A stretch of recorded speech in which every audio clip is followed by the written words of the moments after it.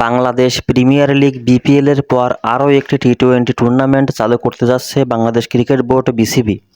আগামী বিপিএলের আগেই এই টুর্নামেন্টের উদ্বোধনী আসর মাঠে গড়াবে, এমনটাই জানিয়েছেন আব্দুর রাজ্জাক। গতকাল গণমাধ্যমকে আব্দুর রাজ্জাক বলেন, এবারে নতুন এনসিএলে টি-20 অন্তর্ভুক্ত করা হয়েছে। বিপিএল ছাড়া আমাদের আসলে কোনো টি-20 টুর্নামেন্ট ছিল না, এটা চিন্তা করে সিদ্ধান্ত নেওয়া হয়েছে। বিপিএলের আগে এনসিএলের দীর্ঘ সংস্করণের পরে এই টুর্নামেন্টটি হবে। জাতীয় ক্রিকেট লিগ কেন টি-20 সংস্করণে নেই তার ব্যাখ্যা দিয়ে রাজ্জাক বলেন, এটা কিন্তু বিপিএলের অনুশীলন ম্যাচ না, এটা আলাদা একটা টুর্নামেন্ট। এটা জাতীয় দলের কথা চিন্তা করে আয়োজিত হবে, যাতে করে বেশি টি-20 ফরম্যাটের খেলোয়াড় তৈরি হতে পারে। খেলাটার পদ্ধতি জানতে চাইলে তিনি বলেন, প্রাথমিক প্রস্তাব অনুযায়ী 8 দল নিয়ে হবে 29 ম্যাচের এই আসর। টুর্নামেন্টে প্রতিটি দলের ম্যাচ খেলবে 7টি করে, 2 ফাইনালিস্ট দল খেলবে 8টি করে ম্যাচ।